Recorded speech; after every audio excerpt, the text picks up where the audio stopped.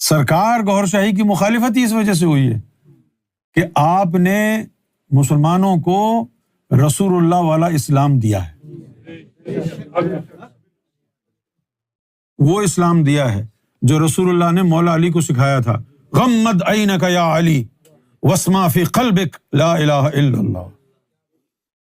دیکھو حضور کے الفاظ، علی اپنی آنکھیں بند کرو اور دل میں اللہ اللہ، سرکار کے الفاظ، چلو آنکھیں بند کرو پڑھو اللہ، وہی الفاظ۔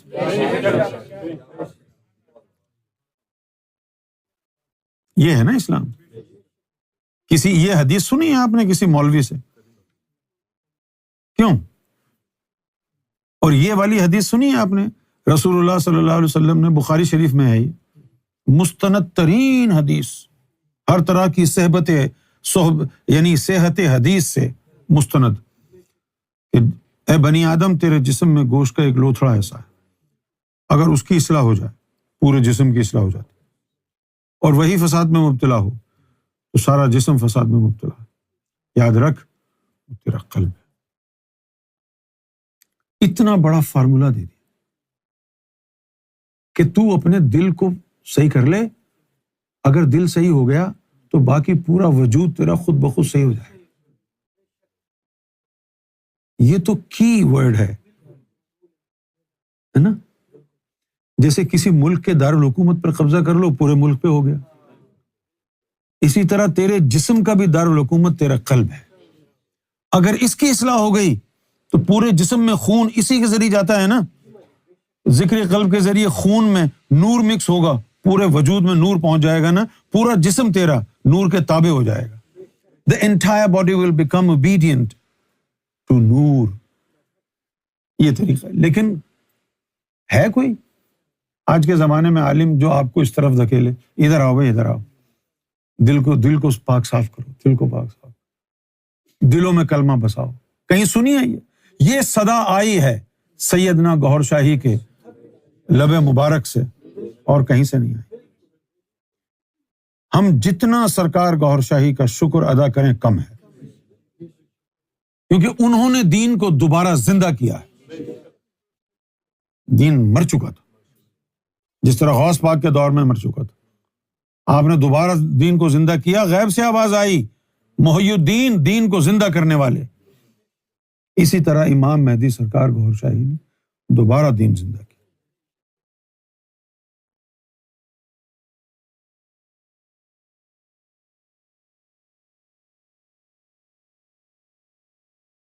قرآن میں اللہ تعالیٰ کہتا ہے کہ کوئی خبر دے تم کو تو اس کی تصدیق کرنا، پہلے بغیر تصدیق کے اس پر یقین نہیں کرنا۔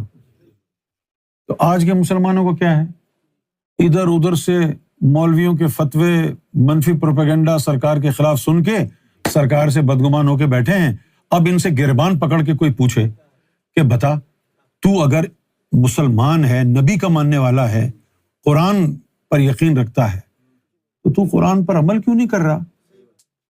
قرآن کہتا نہیں ہے کہ کوئی بھی خبر یقین کرنے سے پہلے تصدیق کرو؟ تو نے تصدیق کی کہ جو منفی پروپیگنڈا سرکار کے خلاف ہوا ہے یہ لوگوں کی بنائی ہوئی کہانی ہے یا اس میں کوئی سچ ہے؟ تصدیق کرنی چاہیے تھی نا، کیوں بدگمان ہو کے بیٹھا ہے؟ کیوں تصدیق کی ہے تو نے؟ سرکار کو دیکھا ہے؟ اس سرکار کی تعلیم کبھی پڑھی ہے؟ نہیں جی نہیں، ان کے خلاف تو یہ پروپیگنڈا، وہ جہنم میں جائے گا تیرا یہ عقیدہ تجھے لے کے۔ کل اللہ نے پوچھا، ہاں بھائی تو نے گوھر شاہی کو کیوں نہیں مانا؟ بولے جی مولویوں کا پروپیگنڈا تھا، میں سمجھا غلط ہے۔ اچھا تو نے قرآن نہیں پڑھا تھا کہ کسی بھی خبر پہ یقین کرنے سے پہلے اس کی تصدیق کر لو؟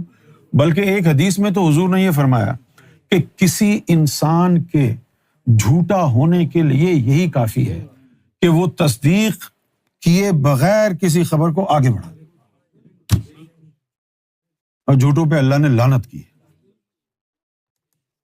لیکن کچھ اتنے بغیرت ہوتے ہیں، ضدی ہوتے ہیں کہ جی ہم نے تو سرکار گوھر شاہی کے خلاف بول دیا ہے، اب تو ہم پیچھے نہیں ہٹیں گے، ورنہ ہماری کیا عزت رہ جائے گی۔ اور عزت تیری اسی میں ہے کہ اپنی غلطی تسلیم کر کے گوھر شاہی کے قدموں میں گر جا، کیونکہ عزت وہیں سے ملتی ہے۔ وَتُعِزُّ مَن تَشَاءُ وَتُذِلُّ مَن تَشَاءُ، عزت تو وہی ہے جو اللہ دے۔ اور جس کو اللہ ذلت دے دے گا اس کو کوئی عزت نہیں دے سکتا.